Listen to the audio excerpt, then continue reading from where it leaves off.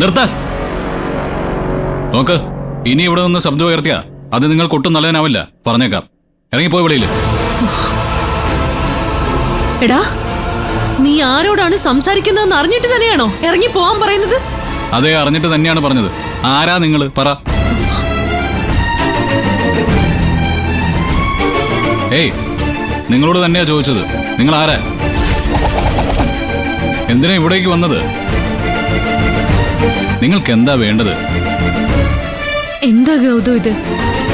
നിന്റെ അമ്മയോട് ഇങ്ങനെയൊക്കെ സംസാരിക്കാൻ എങ്ങനെയാ നിനക്ക് മനസ്സ് വരുന്നത്? നിന്റെ വായിന്ന് ഇത്തരം വാക്കുകൾ കേൾക്കാനാണോ ഞാൻ തേടി പിടിച്ചിവിടെ എത്തിയത്?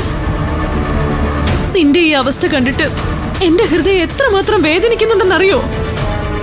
നീ എന്താടാ അത് മനസ്സിലാക്കാത്തത്?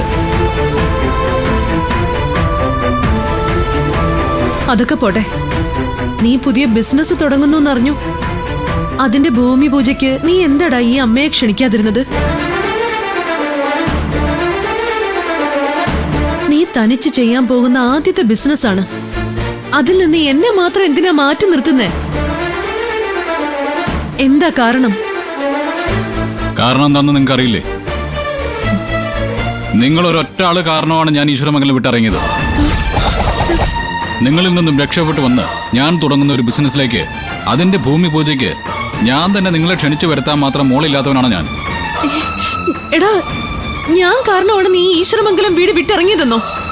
അപ്പൊ അതിന്റെ അർത്ഥം എന്താ? നിന്നെ കൊല്ലാൻ നോക്കിയത് ഞാനാണെന്ന് നീ ഇപ്പോഴും വിശ്വസിക്കുന്നുണ്ടെന്നല്ലേ? അങ്ങനെയാണോടാ നീ കരുതി വെച്ചിരിക്കുന്നത്? അത് വെറും സംശയമൊന്നുമല്ല, കൺഫേം ആയ കാര്യമാണ്. നിങ്ങൾ തന്നെയാണ് എന്നെ കൊല്ലാൻ നോക്കിയത്.